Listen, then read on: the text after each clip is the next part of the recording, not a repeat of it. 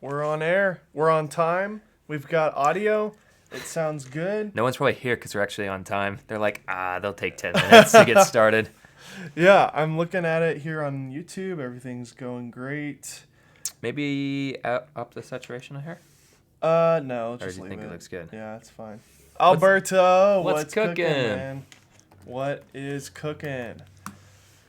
Today we are coming at you live on a new camera. Yeah. The A7III. It's actually filming us right now. It's true. That is a true thing. This video is on the A7III. I have my M50 here just so that there's a camera. Yeah, if and we need to point to something. Coffee. Yeah, so, here's our coffee. Hence the name, cameras and coffee. We also have a WWE style microphone just coming in from the ceiling right now. We're still working out our audio situation. We're having a hard time doing multiple audio sources without doing everything on the left channel because the preamp we were using was bad. So anyways, we're using this one microphone. Hopefully it'll pick up both of our... It should sound better regardless just because it's stereo. So yeah. So let us know if you have any suggestions there. But yeah, we got 2 people watching. What's up? They'll trickle in as time rolls on. Hey, Drone123, thank you for that. Yeah, let's just jump into it, I guess. Everything's looking good. We got 5 people here. Thank you so much. Cameras and Coffee, episode What's up, Otto? 5. So, Connor. Is it 5? Holy cow. Sony A7III. What are your thoughts? Sony A7III. Yeah, my thoughts of this camera are small disclaimer. I've never really cared for Sony. Mm-hmm. In the past, I always thought wow, their specs are really good, but there's always something that I just don't like about it. Mm-hmm. Sony A7 III might be the first Sony camera that I've personally held that I've actually enjoyed using, which was surprising. There's still some small things that it's just probably because I'm used to other cameras and whatever, but A7 III, their biggest problem has always been for me is their color. Everyone looks like zombies, in my opinion, and I don't know how it looks on here because we're streaming, but the color science with the Sony has gotten a lot better, especially with that profile that you... Yeah, we're using it right now, actually, on the custom stream. profile. We're using a EOS HD Pro Color profile, and it helps with the reds. I mean, the skin tones look pretty good. They look different. Still different. But it's not bad, though. It's supposed to kind of emulate Canon, which... of course, we really like the color science of Canon, so that's why it looks so appealing to us. But no, color science is greatly improved. Autofocus on the camera is pretty dang good. I mean, that's one of the great things about it is, if anything, this could be our go-to live stream camera. Yeah, clean feed. It's a clean feed out. With autofocus. Full frame. It's tracking our faces. You can't see it in the stream, but if you were to look on the back of the screen, it would have boxes over our faces. So, potentially, if we felt like it, we could just go back and sit on the couch, and it would focus on us. If I do this, let's see if it... Will it focus on this? I don't know. I'm not giving it a face. There you go. Yeah. Wow, cool. Nice. There you go. Autofocus with a live stream. That's new for us. That is new for us. We were previously using the M50 here for live streaming. It is doable if you have an AC power solution with a USB battery thing. I got it. So I don't know if you have it. It doesn't matter. You can buy them off Amazon for $30. You plug it into the wall. It doesn't turn off after 30 minutes when you do that. And then the HDMI out is a clean feed out, but only in manual focus. What's up, lover of tech? Is really annoying. So maybe Canon will solve that with a firmware update. I doubt it. Yeah, I doubt it too. So now that we've got a decent size audience here, we got 11 people here. I'll go ahead and tell you guys the structure of today's live stream. We're going to begin with Connor and I's thoughts of the A7 III. Connor just listed a couple of things. I'll list some as well. And then we'll move on to some of the questions that were given to us from the community post that I posted yesterday on the Kinotika channel. I just asked you guys on YouTube using the new like photo and it's pretty commenting awesome thing. Yeah, actually, like, keep an eye out for it because I think we'll do this from now on. So throw your comments in there.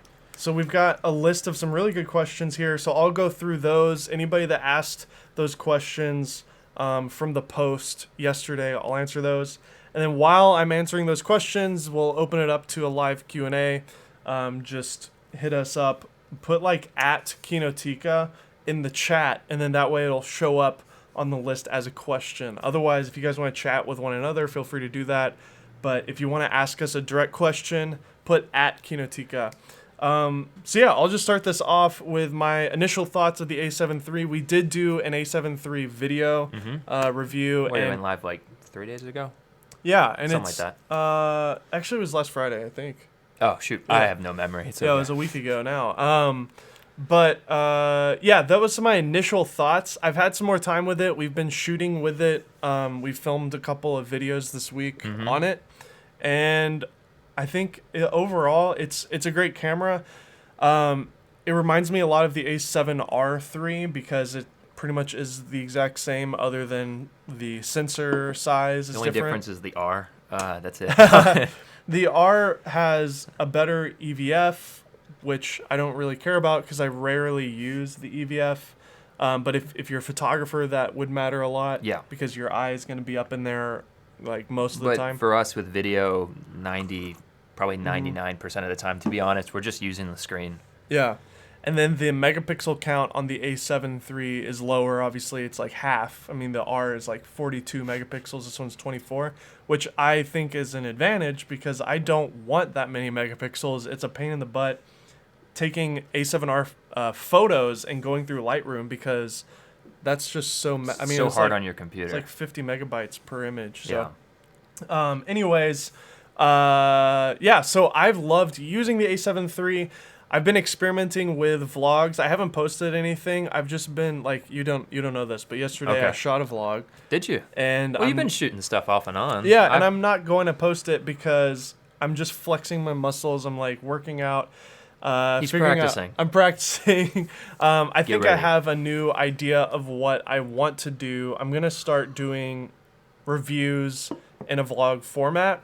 Oh, I like that. So it won't be a vlog. It'll still be a review. Okay. Of some sort, or a tutorial, or a lesson, but it'll be wrapped up in a vlog format. Yeah. And the reason I'm doing that is because I really want to take some ownership on my own channel and put stuff out. And Connor's doing that too. You posted an A7 III video today, actually. Yeah, I went live at 8 a.m. this morning. I'll find it and link it in the chat. Yeah, thanks for that. Tell them about it. So basically, I don't know. Same thing as Dave. I kind of want to start my own thing outside of Kinotika. Kinotika is great. I love Kinotika, and Kinotika will still be the main thing that I work on. But I kind of wanted to just start my own thing, and I have access to all these great toys, I'll say. So I thought, well, what could I do? I'm a little bit newer still to the video world. Dave has like over 10 years of experience, and I'm coming in with closer to a year at this point. So I was like, well, what could I do? So I started doing something that I'm going to continue doing called mini reviews. And they're going to be short, straight to the point videos. My little tagline's kind of goofy, but it's no fluff, just stuff. I love it. So it's great. But the idea is to come at it from like a newer video guy's perspective because sometimes I watch these long videos and they're great and they're super informative, but it's like I don't really care so much sometimes about all the numbers. I just kind of want to know, is it good, basically? So this video is only 4 minutes long, and it kind of covers the highlights, the bigger things to me that stood out to me for this camera. Maybe I'll do another one on the A7 III if I find more things, because I'm using it pretty much every day we're working now. Yeah.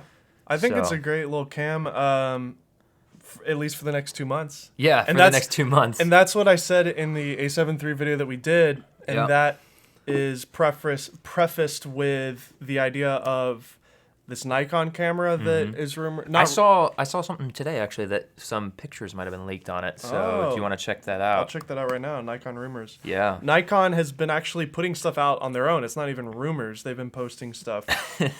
Some funny pictures, August 23rd. Wow. Okay. Ooh, that's soon. Nikon will announce its first full frame mirrorless camera on August 23rd. Nice. So Yeah, And then so there's an a image image. Yeah, that might be what they were talking about. They said there's some pictures leaked. They said leaked. If Nikon's putting it out, then Oh it's wow. not really leaked. I'll link a I'll link a I'll leave a link here in the chat of what I'm looking at here. So yeah, Nikon has their full frame mirrorless, which I'm real excited about. We've never reviewed a Nikon camera on this channel, and Nikon's a great company. They make great cameras, great lenses. So without a doubt, more for photography. yeah, they've got, well, the D850 has wonderful video features, but it lacks autofocus. Yeah. So if they can figure out good autofocus for video, then it's going to be a real contender. Although we've really not heard anything from Canon or Sony, and we all know that the A7S III is due to be announced, and then the Canon full-frame mirrorless cameras, which are rumored that there's 2 of them, not just one. I'm so excited. I can't wait. We just booked our tickets to Kinotika, this week on Monday. Yeah, there was a slight hiccup on my part. Yeah. Whoops. Apparently, my passport, I got it before, I think I got it when I was 15 or something. So it expired because they only last 5 years in the United States if you're 15, apparently. So, whoops. It expired like in April. So I had to rush order. It cost way too much money, but whatever. Yeah, well, we got it all sorted. You actually got your passport yesterday. Yeah, So I did, sure did. We're all set, ready to go. We just booked our tickets to Germany. We can't wait to go to Kinotika, and we are going to be bringing you guys all the epic news about what's happening there. The little tidbits. But yeah, my overall thoughts on the A7 III is, if you want the best bang for buck, and especially if you're a hybrid shooter, if you're taking photos and video, or in our case, if you're a YouTuber in particular, I think the Sony system with the A7 III is the best kind of all around, because for $2,000 you get full frame image quality, 4K, 120 frames per second, 1080p. You've got a clean out for live streaming like this with autofocus. It's nutty. It's kind of amazing. The color science is great. 3-hour battery life. Like, we've been using it on shoots, running around, and we never run out of battery ever. I don't think I've ever changed the battery. No. Honestly, I don't think I've ever changed the battery. Yeah, well, we only have one anyway. Yeah. So. Oh, well, that's good then. It's weather sealed. You know, I bought the 16 to 35 f4 Zeiss lens, so it's a great vlog setup. And I've been carrying it around with my GorillaPod, and I'm used to an 80D with my little 10 to 18 on there. And that setup felt heavier than this, and I'm getting 4K and it's full frame. Interesting. The low light on it is like way better. It's actually better than the A7R III in terms of like low light. Yeah, I did a little mini low light test, nothing extreme, and it's pretty amazing. The A7S III is of course going to be like a freaking monster in low light, because that's what it's known for. Right. In fact, it can see more than your human eye can see. You can go up to like 50,000 ISO, and it's clean for the most part. So that'll be exciting, and when that comes out, we're definitely going to review it. That's part of the reason why we bought the A7 III, is so that we have a good comparison point to compare all these new cameras. So like, because the A7 III exists, the Nikon mirrorless, the Canon mirrorless, and even the A7S III are all going to be comparable to the 3. Yeah. Because it's just hard to pass this $2,000 price point. The Canon might be more expensive. The Nikon might be more expensive. I bet you the Canon will be more expensive, just because of Canon. And then the S, of course, will be more expensive too, because they're going to add more pro video features in there. It's a more pro camera. But because this camera exists, they're going to have to either add insane features or bring their price down to stay competitive, because For the S? For just all these mirrorless cameras coming out to compete with the Sony that's out right now. Exactly. And Canon's in a weird situation, because they're kind of like Apple, where they charge a premium for the fact that it's like the brand, right? Right. And, name brand. And it's a name brand. So, you know, if it's $3,000, everybody's still going to buy it. Yeah. So, yeah. Anyways, that's it for our little ramble on the A7 III. Let's get into some of the questions that were asked on the community posts now. I'm going to start out with... list their name, and just in case they're watching. Anandai Mitra. I'm so sorry if I mispronounced that. Starting hard with the names. All right. How does the 8-bit footage hold up in heavy post-processing? So he's referring to the video. Obviously, the A7 III only records an 8-bit codec. 8-bit codecs are known for not being very malleable in post-production. This camera is no different than the cameras before it. It's going to really hold up the same as all the other ones. Because we have better low light, I guess you'll have less noise. We do shoot in the hybrid log gamma, and we've been playing around with that. That's pretty nutty. And when you use HLG and a non-HLG editing program like Final Cut on a computer that's not HLG, you can manipulate it. And I don't know. I've talked to Caleb Pike about it, and he said that if you're not uploading an HLG and shooting an HLG, it's a waste of time. So I don't know exactly all the science and the details of why to use it, why not to use it. All I can say is that straight out of the camera, once you import that HLG footage, you have a lot of dynamic range to play with, but it's a lot easier to color grade it and output it. If you're shooting log, it's harder to get things where they need to be. You need to really understand how to color correct, how to do processing. So I don't know. We could probably do a whole series of videos on HLG. Probably should do a video on HLG. I don't know. I don't really feel qualified enough to speak to it. Maybe if we did a, like, on your personal channel, did some like HLG maybe. Tests. I don't know. But yeah, to answer that question, it holds up the same as all the other Sony cameras, which honestly at the end of the day is not that great. If you want it to hold up really well, then I would recommend using an external recorder like one from Atomos, and you can record an 8-bit 422 codec. And believe it or not, that actually does make it more malleable, even though it's going from 420 to 422. That adds millions of more information in the color space. So, all right, so this one's from Suraj Takor. Again, I'm really sorry if I'm butchering your name here. For beginner filmmakers who want to do corporate weddings, corporate videos, weddings, commercial stuff, short films, all in one camera, is this a good camera for that? And what lenses should be better with this camera? I was thinking about a Rokinon Cine lens because of the budget. So I'll just go ahead and start with that, and then you can add to it as well. I think for beginners starting out, this is a wonderful place to start if you can afford it. It's kind of a steep place to start, but yeah, if you can afford it. Yeah, I think if you can't afford to get into it and you want to stay shooting 4K, and on the Sony line, there's the A6300 and the A6500, which are like $1,000 and $1,500 respectively. So that's a lot cheaper to get into. It's using crop sensor lenses, so those are cheaper. But if you have, roughly, I don't know, $3,000 to $4,000 to spend, you could buy an A7 III and buy like the new Tamron lens, the 28 to 70. That lens is $800. It's an f2.8 and it gives you great range. The kit lens is not bad. We were using it quite a bit because that was the only lens that, that I had. Came with it, yeah. I would recommend getting a lens with autofocus and like an actual Sony lens over the Rokinons because the autofocus is so good. You would be missing all of that stuff that you get with an electronic lens if you went with the Rokinons.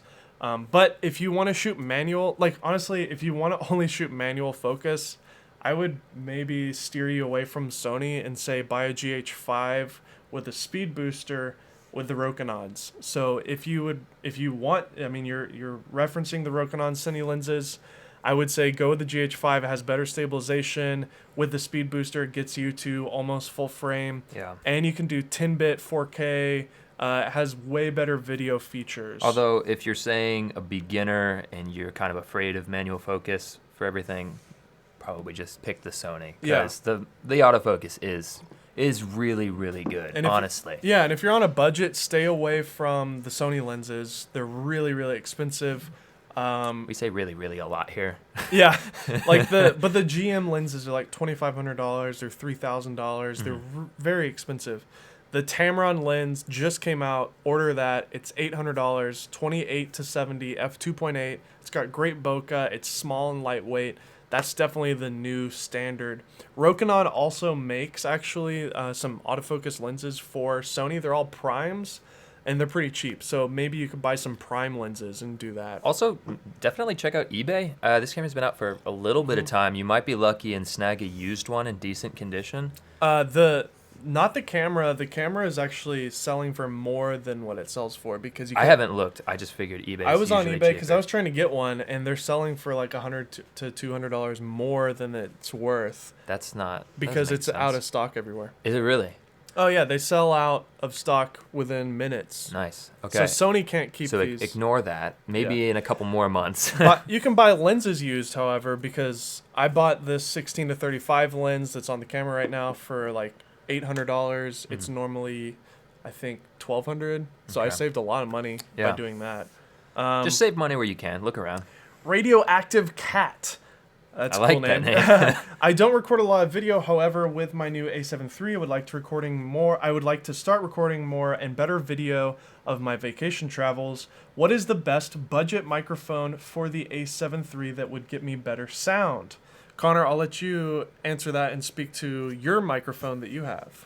Okay, yeah, sure. I mean, like, if you want a budget microphone, honestly, I was gonna get the Rode. What is it called? Video Micro. Yeah, basically the Rode one. But I ended up picking up the Movo. It's a little bit cheaper than I'll link it. Yeah, he's gonna link it. Honestly, it's a great little mic if you just want something to kind of if you're doing vacation videos, you really don't need immaculate It's $40. audio, and it's like $40, and it's actually really, really good audio. If you watch my video on my channel, I actually recorded the audio with it just straight on camera because I didn't want to mess with audio and setting it up and all that stuff. Yeah. And it was just kind of like a random video. So if you want to check the quality of the audio, you can check out that video. It's totally, the whole thing's recorded with that. So, I mean, yeah, if you want a budget microphone, I'd get that. If you want to step it up a little bit and pay like closer to, what is it, $200, you could get the Rode VideoMic Pro. It's actually really good. My friend uses that all the time. Yeah. But it's going to cost you quite a bit more money, respectively, from $40 to $200. So the reason that you need a VideoMic Pro with the power going into it, the ones that Casey uses, Peter McKinnon uses, is because the Canon preamps are really, really bad. Yeah. So in order to to make that better, you use the Pro, and that'll boost the signal, which allows you to turn the levels on your Canon camera down, making that noise floor much lower. With the Sony cameras and the Panasonic cameras, the preamps are much better than the Canons. So, and even the M50 actually has a better preamp than the older, like even the 1DX2, which is a $6,000 camera, has crappy preamps, and this has a better one than the 1DX2. it's also a lot newer. So you can actually get away with using a mic like the Movo or the Rode Video Micro. And by the way, I'll just comment to some of the people in the chat here. Faux Turkey, he's asking where the questions are coming from. If any of you guys are new here and you're not aware, I'm actually reading the questions from our community post that we posted yesterday. It's posted to YouTube. It's the community post for YouTube. Yeah, it's on YouTube. You know how you can post like pictures and polls and different things? We now are able to do that because our channel was selected. They're just randomly giving access to channels to do this. Oh, sweet. But anyways, we'll get to the actual chat questions here in a moment. Just say at Kinotika and then ask any question you want in the chat, and then I'll get to the chat feed here and respond to it. When you do at Kinotika, it shows up, kind of like highlights it for me so that I can actually see in the chat specific questions. Yeah, we just wanted to answer the community post first because I kind of asked them first. Yeah, and Haster is referencing the Sigma lenses. That is true. Sigma is now getting into Sony E-mount. They've only been doing Canon, Nikon, and Sigma mounts for a very long time, and you had to use adapters to use on Sony lenses.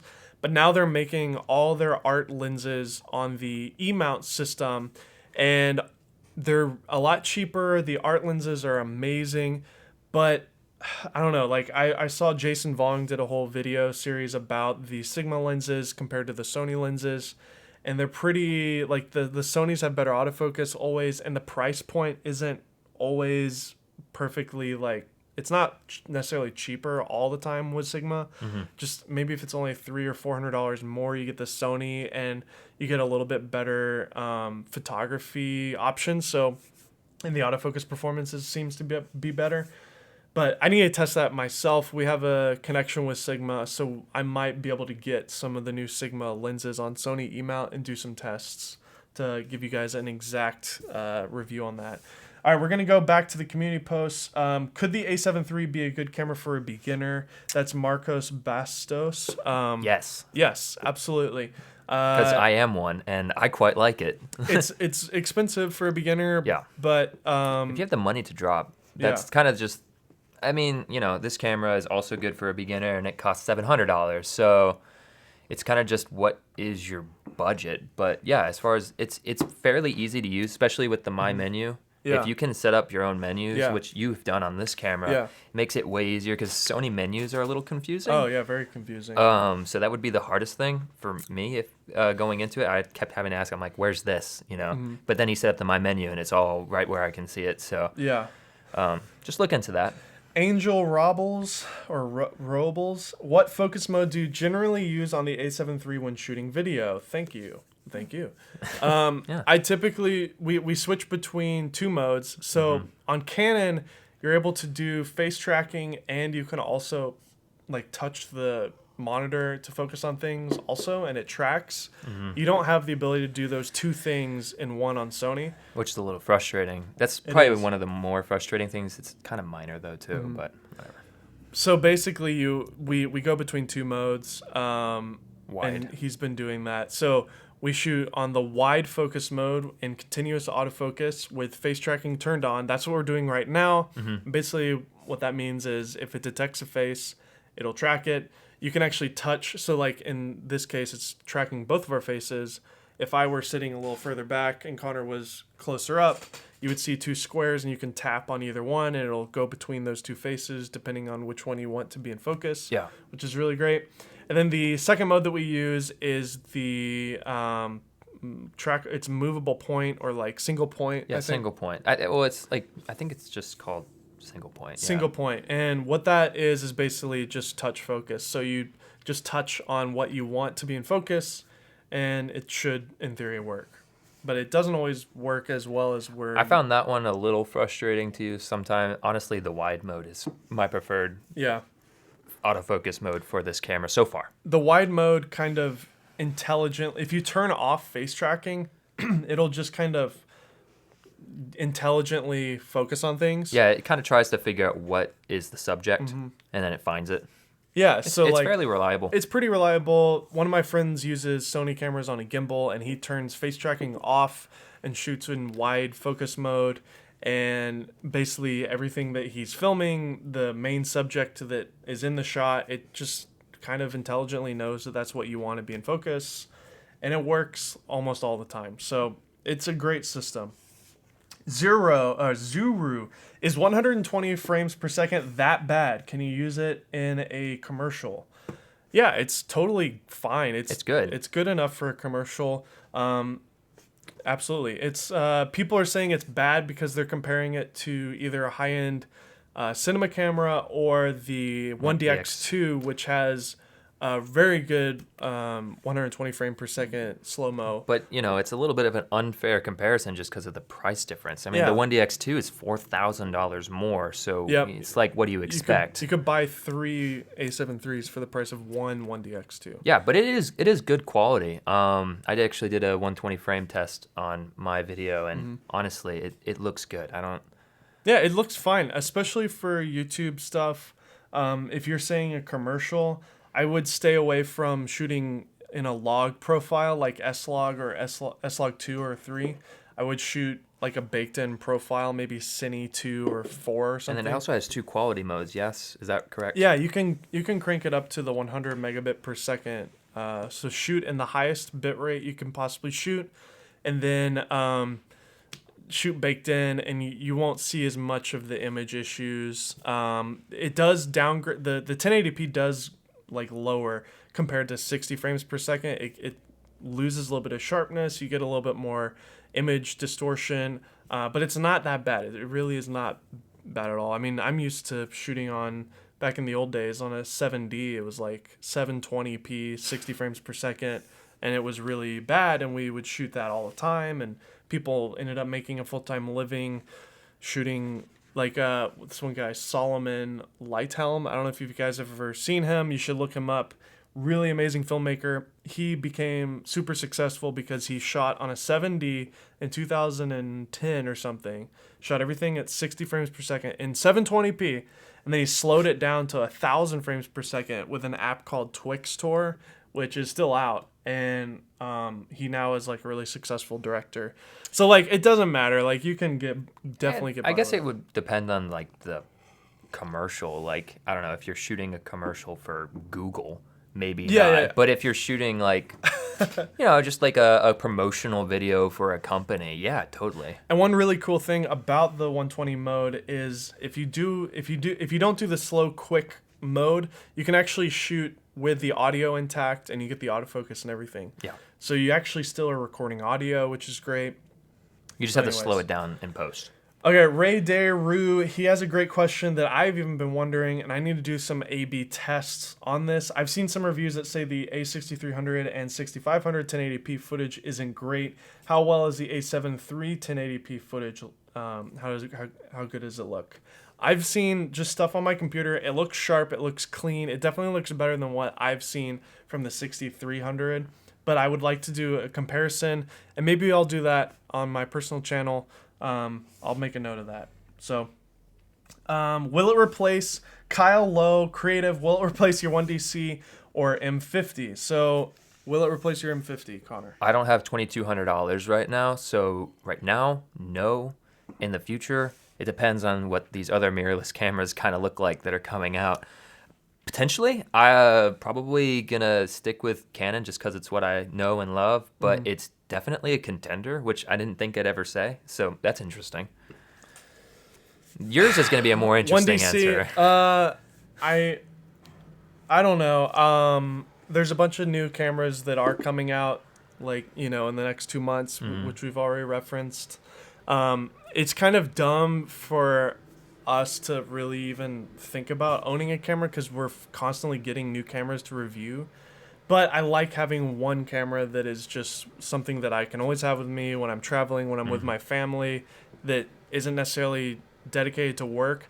Honestly, when the Blackmagic Pocket 4K comes out, I think that will be our Kinotika camera. I'm not going to lie. Yeah. Because we'll be getting really crispy, like MKBHD quality level stuff. Oh, man. I'm excited to try that. And it can just live at the office, stay on the tripod, with the exception of live streams, potentially. Although we don't necessarily need autofocus for live streams. We just sit here. Yeah. So that may be a good live stream camera, too. I just want to have a camera that I can vlog with, that I can carry around with me all day. And for right now, the A7 III is replacing the 1DC for me because the 1DC cannot be used at all in that type of environment. Yeah. It's also better on the gimbal. Like we've used his 1DC on the gimbal, and it's kind of a beast to handle. The Sony's just easier. Also autofocus. But the thing that kills me is I took a picture with my 1DC the other day, and the image just straight off the camera with the Canon just looked light years better than the pictures I was getting off the A7 III. So it is a $15,000 cinema camera. Yeah.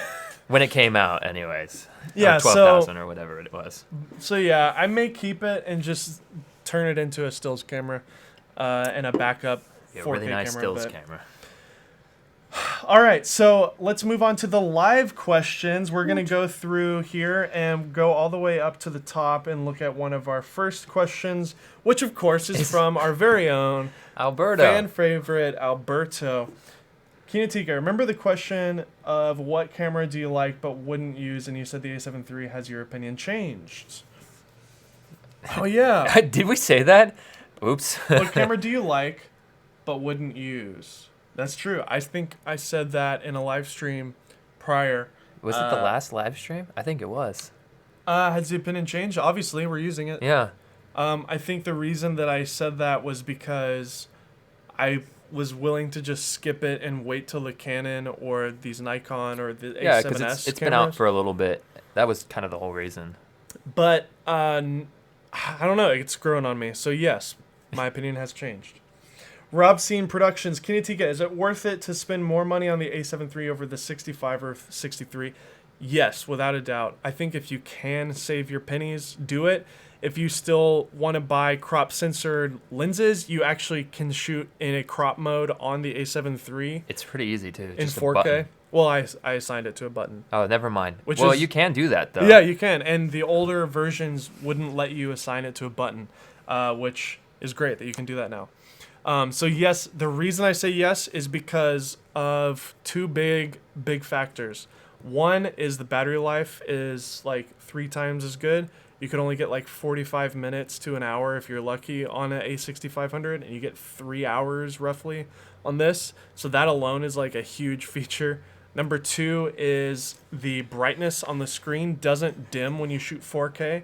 And that is one of the biggest like bang my head against the wall things about the 65 and 6300s that I hate is every time you push record when you're shooting 4K, the screen dims to like 0.5%. You can barely see anything and it sucks so bad. Mm-hmm. So yes, I think it is worth it. Andre Leeson, sorry if I'm sorry. Andre, sorry. Canon 2414 or Sigma 2414? That's a good question. I haven't done a direct comparison. I used to own the Canon 2414L version 2. It's a great lens.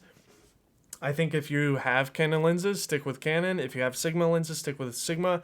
If you're starting fresh, I would go with Sigma because it's cheaper, and all around, if you match all your other Sigma lenses, they're just wonderful lenses, and they're very versatile, and you can change mounts in the future. So like if you switch from a Canon mount to a Sony, you can send it in and they can switch it for you. So yeah, if you were starting fresh, I'd say Sigma.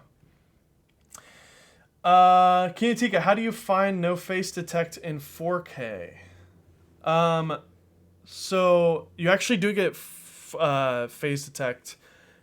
Is that the question? How do you find no face detect? Basically, how do you? I think there might be some English issues there. Okay. But I think he's basically asking how is it in 4K with autofocus with no face detection, and that's actually not true. You do get face detection in 4K, but it goes away when you plug in a monitor. So like right now we have the HDMI plugged into the camera, and it's going to Connor's computer, which is then going through an Ethernet cable to the internet, and we're shooting in 1080p, so we do have face tracking. You can't see it, but it's tracking our faces right now. If we are shooting 4K, however, because we're plugged into the HDMI, you do lose the face tracking. So if you want to get around that, just don't use a monitor. Mm-hmm. Or if you have to use a monitor for framing, plug it in, look at it, and then unplug it when you're filming.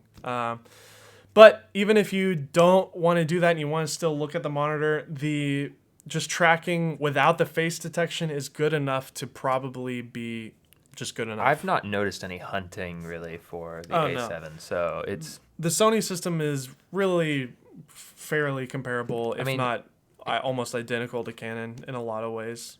Yeah.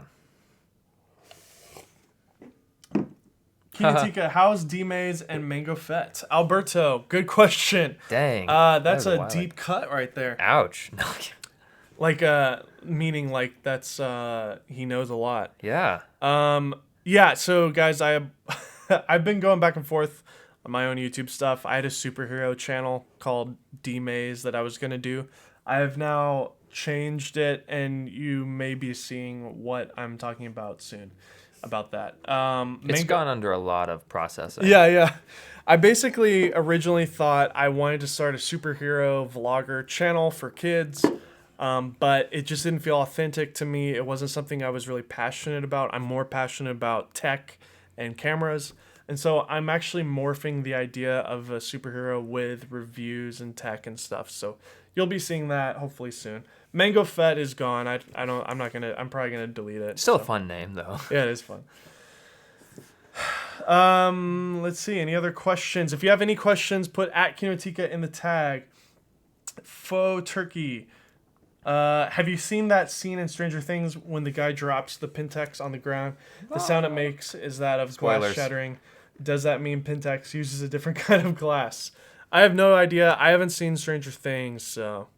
I've only seen some of it. I'm working on it still, so I don't I don't think I've gotten... Yeah, spoilers? Otto Chuton. Technical question. Is it a good idea to run with mirrorless camera in a backpack? I mean, shock resistance. Is it safer than DSLR? So that's a good question. The IBIS in the camera, so this camera does have internal body image stabilization. Or, yeah, in-body. Yeah, you got it right. Something like that. One of those two. And you would think that it would like bounce around in the camera when it's turned off, because basically what it means is the sensor has these springs on it, and it's like it floats. Got motors and it floats. But when you turn the camera off, it actually locks the sensor in place. I don't know what's going on. There must be some mechanism that just locks it shut. So it's not just floating around and bouncing around. So as far as running around, like literally putting it in your bag and running around, it's not going to damage it. And this camera in particular, the A7 line of cameras, is more durable than like the 6300. Do we want to talk about how durable it is? I accidentally oh gosh. we were shooting something, and we were it was a watery area with lots of rocks, slippery rocks, and I was shooting with the this is terrible. I was shooting with the A7 III, and I fell and with the camera, and I banged it against the rock. Sorry about it. Yeah. I hit it against a battle scar now. It's got a battle scar. Which I'm okay with. I don't care. But for the record, I offered to pay for anything that costs to fix. But but anyways, it still works perfectly fine. And I hit the ground pretty hard. I tried to save the camera, so I probably absorbed some of the shock, but it definitely hit the rocks. So I don't know. There's a durability test. It's a durable camera. So that's one of the things that I love about the new A7 line, or even the A9, the A7 III, and the A7R III. It's a bigger build. It's a little bit chunkier, which I really love. Mm-hmm. So we love it chunky here. Yeah, that's right. Haster Lifestyle 35mm or 50mm, which is more versatile for photos and videos? That's just a preference thing. I personally like the 35mm focal length. I would agree. I think it's more versatile because it can easily be a wide angle more than a 50. Meaning like just take a couple steps back and it's usually wide enough to be wide angle. But if you get fairly close to your subject, it's not wide enough to where it's going to completely distort the image, and it can be a good portrait image at 35mm. But then again, 50mm does have a really beautiful look for portraits. When I'm taking pictures of my son, for example, I like to shoot at a 50mm focal length. It just has a better characteristic, so both. Yeah, both. Just buy both. But if I had one choice, I guess I would probably go with a 35. Yeah. Calistai 2323. If you could pick up a 62 for half the price of an A7 III, would you? Well, everybody who's been here for a while knows that we do have one of our most successful videos here. It's over 100,000 views now. It's the 6D2 video. Mm-hmm. And if you've seen it, then you know that I did not like using the 6D2. And my opinion still stands with an asterisk. The asterisk being, if you're a vlogger, it's probably a better camera than the A7 III. Because that flip out screen, and that's it. That's the only reason why it's better. Sony, just give us a flip out screen. I mean, seriously, you'd be crushing. Oh, yeah. That many more people would buy your camera. Absolutely. So, yes? I think it's because it takes... I probably would over the Sony. I think it takes 2 to 3 years to even develop a new camera. So over the last 2 to 3 years, this vlogging culture has become bigger and bigger and bigger. And so right now, Sony's working on the A7 IV line of cameras, and maybe that'll have it. The A7S III is going to be the same body as this, so it's definitely not going to have a flip-out screen. There's a little bit of a buffer to catch up with the times. Yeah. But the A6700, which is going to be the update to the 65 and 6300, is rumored to have a flip-up screen, so that'll be nice. You'll get that 4K Sony autofocus with a flip-up screen. So flip-up's still kind of dorky. Flip-up is not good because you can't put the mic on it, so...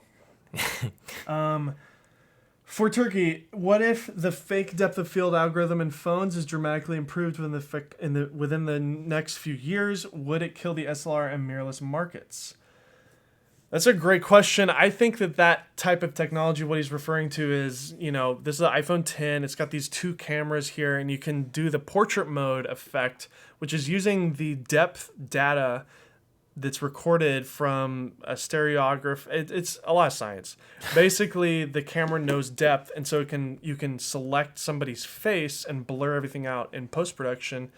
And I'm finding like it's getting better and better and better. A company called Lytro is doing a bunch of really high-end experiments with this. I definitely think that it is the future of visual effects, of maybe even cinematography. It's getting there with mobile phones. We're seeing it more and more and more. If you're talking like, if you zoom out to like a 20-year window, I think maybe that is like a real thing that will happen. What's really fascinating about it is the idea of basically like emulating other lenses with this technology. So say you have like an old Leica lens from the 1960s. It's a 0.95 Noctilux. It costs $10,000 to buy one of these lenses. You can shoot it using this depth data and apply that basically preset onto that image, and it gives you the same characteristics with the bokeh, with the depth of field. And like that's so amazing. It's almost like the music industry when they started doing drum samples and emulating different amplifiers for guitars or different things like that. If you want to talk about photos, Visco film is an example where they basically scan film and apply that data of that film characteristic to the raw data, and it's really like a true emulation of film. So it's real exciting to think about it. Will it replace it? I don't think it'll ever fully replace it in the same way that like Visco film exists, but people still shoot on film. It'll probably just like reduce the lower end market. So like they probably will sell less to beginner people like getting into it. They'll probably stick with the phone with the hacks, but like as soon as you get into intermediate to professional, I don't think it's going to affect that market. I do. You think so? Oh, absolutely. I would love to shoot on a camera where I can push a button and change my focus in post. I mean, that will happen. Like Final Cut will have Final Cut will have a preset, and if you shoot on a specific camera, you could literally change your focus in Final Cut. That's what I'm talking about. And that, to me, that is pro. That will happen. Okay. Interesting. And I think that will replace cameras like this. But cameras like this will still exist. Right. But that type of technology is just too, like, that's too amazing. I mean, it'll be interesting, let's just say. And imagine, like, if you want to, instead of shooting on an anamorphic lens, you shoot on a normal camera like this, and then you basically apply an anamorphic preset to your image. And now all your footage looks anamorphic in post, and you can change your focus. That'd be crazy. I know. That's what's happening with Lytro on the high end, and that's even what's happening on the low end with iPhones. So it's really exciting. I just made your mind explode. A little bit. Kinotika, Our World TV. I'm trying to decide what camera to get for my YouTube channel. I have been looking at the A7 III and the M50. What do you recommend? That's really awesome. I'm going to let Connor take that because he literally did a review on the A7 III and he literally compared it to his M50. It's true, I did. I shot the review on my M50 about the A7 III. So I guess everything always depends. It depends on your budget, for one. Like, that's going to be the biggest thing. If you can afford... That's half the price. An M50 is half the price. Half the price. And, lenses, too. And so it really depends. What's your channel on? I'm going to answer it from, like, my perspective. And it has this. Yeah, I'm going to answer it from my perspective, which is... I'm starting the Kinotika behind the scenes thing, so that's kind of like a vlogging style, and then I'm starting my own reviews... mini reviews, and then I'm also going to be doing some more stuff in the future as well, so interesting stuff. So as far as everything goes, I think that if you're wanting to just get into it, I would probably start with the M50 and really learn how to pull the best image out of your M50. The versatility of just this darn flip-out screen is just so hard to pass up. I also got an adapter so I can put other lenses besides the M lenses on here. So I have a lot of versatility with that. And it's half the price again, which is kind of a big deal. If you're going to shoot in 4K, definitely go with the Sony because the 4K in the M50 is garbage. But 1080p is pretty much YouTube standard still. And well, I want to add to the 4K is garbage thing because it's not. It's garbage if you're moving. Yeah, so if you're shooting only manual focus and you happen to have a speed booster, yes, which we've done a video on, which was extremely clickbaity. If you've seen it, go on our channel and search full frame mirrorless camera Kinotika. Yeah, and it's a little clickbaity. It's very clickbaity, but I hope that some other companies work on a speed booster because if you shoot 4K on this camera with a speed booster on a tripod. Yes, so if the camera's sitting still and you shoot 4K, yes, it is good. It's really good, actually. It is good. But as soon as you start moving, so like if you wanted to shoot a 4K video of like you doing something, well, you can't really do that on the M50 unless you got really creative. The Sony would just be better for 4K all around. 100%. So yeah, I don't know. I guess, like I said, it depends on what you're doing. For me, the M50 makes more sense for what I'm doing. I have a lot more options for all the different things that I plan on doing. So yeah, it depends. 4K, absolutely the Sony. Versatility, absolutely the M50. That's my opinion. Boom. Well said. Well said. Haster Lifestyle. Can you take it? If I use 35mm lens in crop mode and get 50mm, will I lose quality? Great idea. So if that's that's one of the great things about Sony cameras that Canon doesn't have is the ability to crop in on your sensor and utilize lenses like that. So like I have the 16-35 on right now, and what's great about having a 16-35 lens on a Sony camera is I can shoot 4K full frame with that wide angle, and then I crop in, and then that 16-35 turns into a 24-50, basically. So I have all the way from 16mm to 50mm on one lens, and it's all 4K all the way through. So. And do you lose quality was his specific question. Yeah, so to answer that specific question, technically the Super 35 mode on the A7 III does have a slight loss in quality because in full frame it's basically down-resing a 6K sensor, the 24 megapixel sensor. The full frame, it's down-resing it in camera from 6K to 4K. This is what we both do all the time. To reference it. And so it's a really sharp, clean image. There's no line skipping going on. When you do Super 35, there's line skipping. What that means is the sensor has a higher megapixel than the resolution that you're recording. So what it'll do is it'll window a Super 35 crop on the sensor, and it will skip lines on the sensor, on the megapixel. So 4K is only 4,000 megapixels. Like it's only an 8 megapixel. You only need 8 megapixels to do 4K. Like that's all you need. I think. No, 12 megapixels, I think.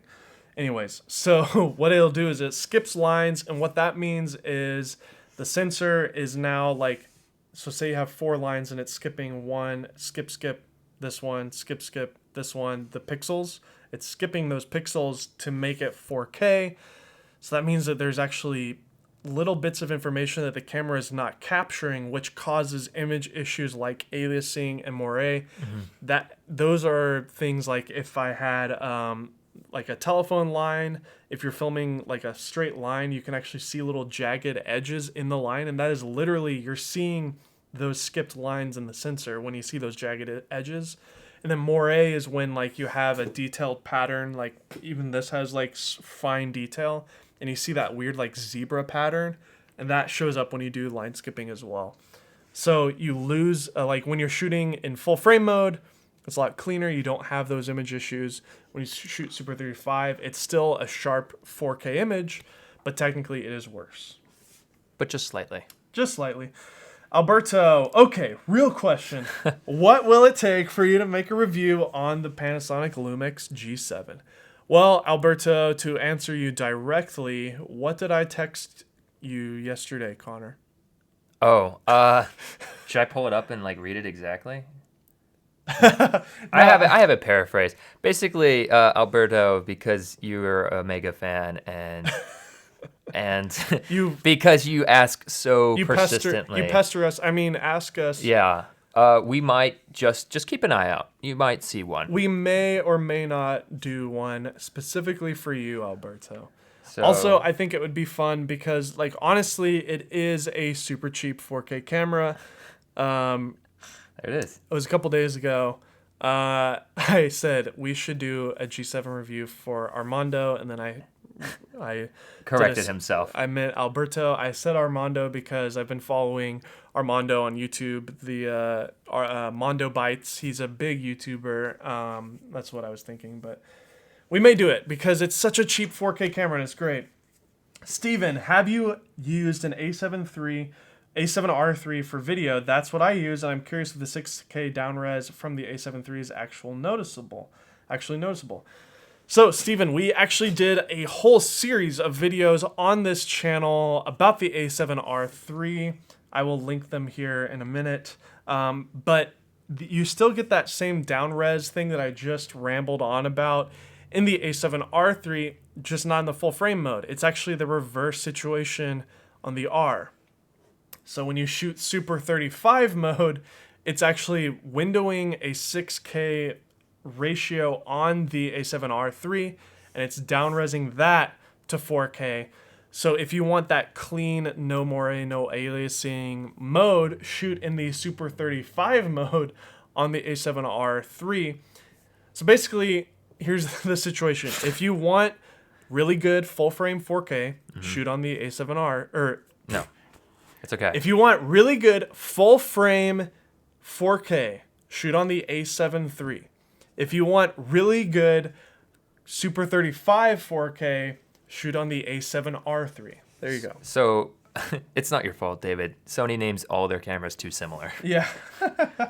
Alberto is like, yes!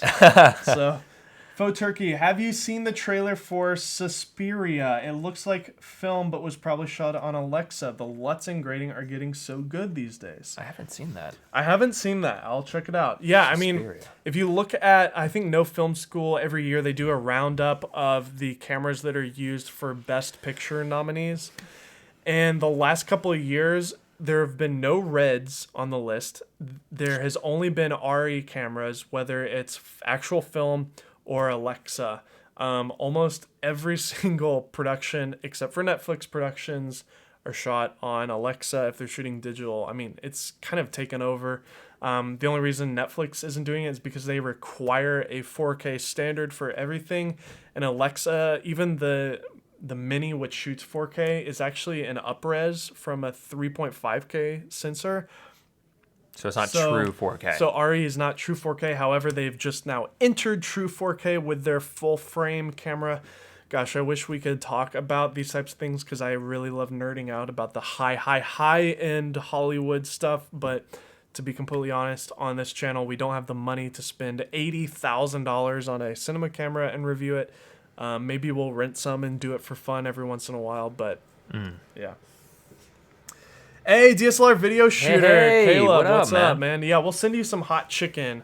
Do they have a chicken emoji? Probably. I mean, yeah. Objects. Send him a chicken and a fire. Yeah, I don't. This is taking too long. Sorry, I can't find a chicken. It's probably in animals. Oh, there you go. I found look, food. food. Right there. There you go. Boom. I just sent you some chicken, Caleb, in the comments. Yeah, thanks, Our World TV. Guys, if you have not checked out Caleb's video, DSLR video shooter channel, then you're probably missing out. Like, you probably have. I mean, if you're here, you have. I actually just watched Caleb on Photo Joseph's stream. They did a whole live stream doing some Q&As. I asked them specifically about a live stream setup, and we're currently using, this blue microphone, this one mic, and it's going into Connor's computer. We're using Elgato system. HD Game Capture S. Yeah, we're using the Game Capture app on his Mac. It's coming out of the A7 III, and our audio sync has not been perfect. Like, I'm kind of annoyed by it. I mean, look, I don't know if you saw that, but there is a slight delay, and it's really annoying to me. So yeah, I'm looking for a good audio setup. We have 2 people on every single episode, so we really need 2 mics.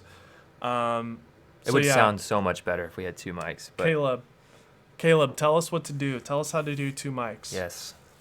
Yeah, so any other questions? Let me look through here, see if anybody... I noticed there's a few questions in there that didn't have the @Kinotika, so... Okay, Amos Damon. Hey guys, my question 1, thoughts on the EOS HD profile, and 2, how you plan to deal with the no-face detection when using external monitor in 4K? Oh, we semi-answered the second question. Yeah, so number 1 is I am only using the EOS HD profiles. I have done some tests with no picture profile on the Sony. It looks terrible. Clips and the highlights, the blues look terrible. If you look at, like, for example, just go look at Logan Paul and Jake Paul. They shoot on all Sony cameras with no picture profile.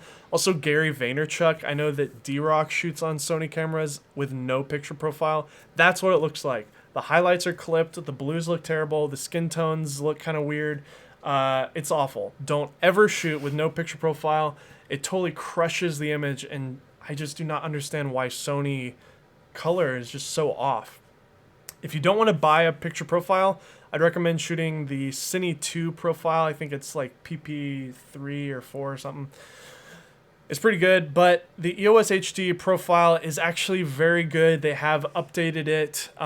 You can now buy it for any camera system that you shoot on, whether it's the older A7 cameras, the 6300, or the new A7 III and A7R III cameras. It is substantially better. Yeah, it really is.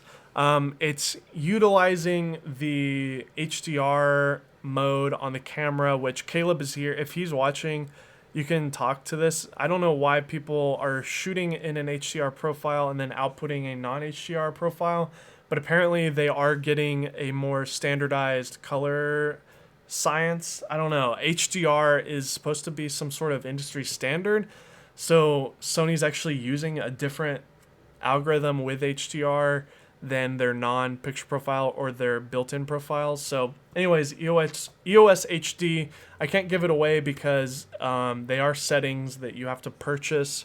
It's well worth it. I think you should try it out. We're using it right now. We're using one of the profiles right now with this video. DSLR video shooter. Have you guys tried sending audio into the camera and then out of your card via HDMI? No, we have not. We haven't because none of the cameras that we own output audio through the HDMI. But now that we have the now that we have the A7 III, we actually can do that. So maybe we'll try that. I have one of those old Juiced Link preamps, and it gives me 2 XLR inputs that we could go in camera. So maybe we'll try that. Yeah, we should next stream. Yeah, that's a good idea. Guys in Belgium here, I bought the M50, Dr. Pandemonious. I bought the M50 and have the kit lens and an M50. I made a test film and posted it on my profile, but that's all in daylight and it's fine, but low light is S-word. Any ideas? Oops, that question mark should have been a point. Yeah, it's just the low light on the M50 is bad. Let me show you a solution here. Carry a light. It is called a light. So what Connor has done in the past... I use this first. Connor uses this one. This one's really big and... It's just nice and soft. I really like it. It's super soft, and he's vlogged with it, and it looks hilarious and ridiculous. It is goofy. This one's way more practical. The GVB gear, GVB PL12. Also, Aperture makes a small light like this. This is perfect for stuff like this. You just turn it on. You can adjust the brightness of it, and it's perfect for vlogging. Super small, fills in your face. Get a light. That's your solution. Yeah, I'm sorry. M50 low light's just not good. It's actually. I mean, it's better than some other Canons, but it's still not good. Paulo Andre Calvo, sorry, I can't speak Spanish. Do you guys miss 60 frames per second on the 7.3 with 4K? I shot. We used to shoot with the GH5S. Well, we didn't. We used to, like, we rented it for about a month, and we did a whole bunch of videos on it. That was my only like use shooting 4K at 60, and it is great. I wish so badly that the 7 III had it. There's some rumors that the 7S III will have it. Ooh. So that would be great.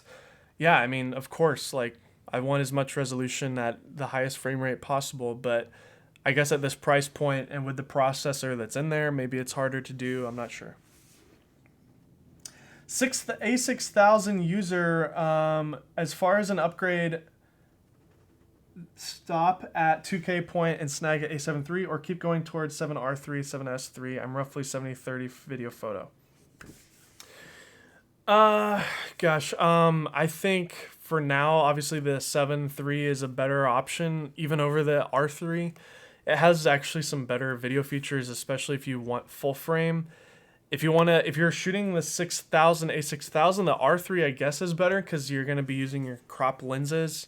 And as far as waiting around for the A7S III, I mean, I guess if you can wait just 2 more months to see what happens at Photokina or IBC. I would suggest waiting if you can, because who knows what it's going to come out. Like, it's all really exciting stuff. What's rumored, anyways, is pretty exciting. So for M50, if you want to do low light, buy a lot of light, I guess. To be fair, it's always handy, and even in Europe, it's getting cheaper to buy lamp kits. Yeah, absolutely. I mean, just because a camera can shoot in low light like an A7S doesn't mean that you don't use lighting. There's a lot of things that come with lighting other than literally. I guess also you could light. We didn't even think about it. Get a faster lens too. Yeah, I mean, obviously that's also a solution. Yeah, he's shooting on. I don't know what lens he said he was shooting on. He said he was shooting on the kit lens. What's the kit lens's speed? But he said 50mm. I meant. Get a faster lens, of course. But I gotta get one here. There's a lot of things that come with lighting that the 22 is really great. I'm looking for it. So like when you don't use lighting and you just boost your ISO, so say you have an A7S and we didn't have any lights on in here, it would just look super flat because we would just be sitting here, the background would be mushed in with our own image, and there's actually some things that happen with lighting on skin tones. Our skin is actually not opaque. Our skin is actually translucent, and there's natural reflections that happen with skin when light hits skin. So especially if you want your people to not look dead all the time, shoot with lighting, because the light will actually reflect from their skin tones and emanate and have a natural glow. When you're shooting with lighting, you're looking at the new skin layers under the skin, which are nice and clean and have natural colors. When you're not using any lighting, you're actually looking at the dead skin on people's bodies, and it looks bad. So for M50, maybe snag also this EFM 22mm. How much did it cost? I forget. Like $300. So. Yeah, $300. It's an f2, which is going to be faster than your kit lens. And on the crop, it's, what is it, roughly 35? No, what is it? With the, help me out, 1.5x crop? That's like a 35. Yeah, so it'll be roughly a 35. So I'd pick up this lens, but definitely don't skip out on the light. The light is important. Yeah, or the Sigma 18-35 1.8 is like a wonderful, wonderful lens. Mm-hmm. Bang for buck, it's like the best one ever. I actually told Connor to buy it. So it's true, he did. Max Digital Studio, you looking forward to Blackmagic Pocket 4K? Yes, we are. I can't wait to get one. We haven't pre-ordered it, but hopefully, like when they announce it, we'll just order one. Yeah, we're thinking about maybe having that be our main kind of Kinotika camera, and then I would use the A7 personally for my own vlogs. Actually, I'm using that for myself, and then Connor would use his M50. That's kind of our situation right now. Like on my personal channel, I need my own camera, and Connor needs his own. Mm-hmm. And then I would love for Kinotika to have their own camera that kind of just lives in the set and like is only used for Kinotika. And it's ready to go. Just ready to go, always on the tripod, and we're not having to like take off the GorillaPod and our little vlog setups. Yeah. So yes. The 22, it costs something, blah, blah, blah. Oh, don't shoot skin without light. Good tip. Yeah, absolutely. UK Office or US Office? The Office, the TV show. Oh, well, U.S., but that's just because that's where we're from. I mean, I never watched the Ricky Gervais one. Yeah. I mean, obviously that's the original. That's the original, so arguably it's better. I've only seen clips, so I'm biased. But I do think in terms of success, I am pretty sure that the U.S. Office was more successful than the U.K. Office, and Ricky Gervais is a little bitter about that, but he doesn't care because he made a ton of money because he is the owner of the show. I'm still waiting to see some test footage. I'm worried we haven't seen it, even if it's soon in September. Oh yeah, the Blackmagic camera. It's supposed to come out in September. That's what the Blackmagic people told us at NAB. I don't see that happening anytime soon. I would love to be surprised. I don't think it'll be until December. I mean, September's like right around the corner. I know. I haven't really heard too much, so yeah, I don't think it's gonna happen. So I'd be surprised. And there's no footage. They haven't shown it. I know, that's the weirdest thing, right? Yeah. So I think we've kind of exhausted the stream. Yeah. We've answered every question that was given to us. If we missed some, we're really sorry about that. Save it for the next stream. We're trying to do these. Look for the community post, yeah. Yeah, go on the community post. We let that just be open to comments and questions. We'll try to get them out a day roughly before we start the stream, so you'll have plenty of time to think of questions. Yeah, and I mean, I'm thinking about turning these into a podcast. I said that 3 episodes ago, and we never did. But Could still happen. It could still happen. It's pretty easy to do, but the live stream, here it is, Cameras and Coffee, episode 5. Thank you guys for tuning in. We're going to be posting some more videos next week. We got a Zion Crane versus Ronin review. Yep. Finally getting to that. We're going to be doing some more Sony A7III reviews on the photo features and maybe an overall review. Yeah. Just give us any suggestions as far as what you want to see. Hit me up on Twitter at Dave Altizer. Mm-hmm. That's the best way to find me and to talk to me. Really, you should talk to Dave. I mean, you can talk to me if you want to. I'll talk back to you. But, and Connor's channel. But he's better to talk to about this stuff. Connor's channel, we posted it in the chat here. He did a review on the A7 III. Definitely check that out. I'll post it again. Show me some love, guys. I need it. I'll post it again. There's Connor's video. Check it out. It has very few views. It's okay. We want people to watch it. Well, how many views does it have? I don't know. 30 views. Hey, I posted it this morning. So I mean, I'm an unheard of guy right now. I'm the operator, not the personality of Kinotika. So you don't see my face much, but hey, maybe you'll see my face some more.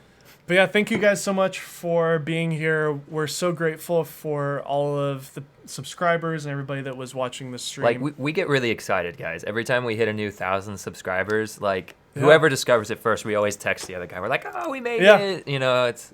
So thank you so much. Everything's exciting. We love it. Thank you guys. Yeah, it's all about you guys. We really want this to be a community and not just a place where we're talking at you. That's why we're doing these live streams. So we're making videos for you guys. Be active in those comments. Let us know exactly what you want us to do, and we'll consider it and maybe do it. And we have done it in the past, so it's not like we're just saying this. Yeah, Alberto, we may actually do a G7 review because you want it so bad. So if you pester us, ask us enough, we may do it. So how is the sync? It works now. That's a reference to the Kinotika behind the scenes that we shot. We ruined a sink. Clogged it up with a bunch of nasty hair that was in this carpet. It was disgusting. Awful. No, it works now. Thanks for asking. Anyways, we're signing off. Thanks a lot, guys.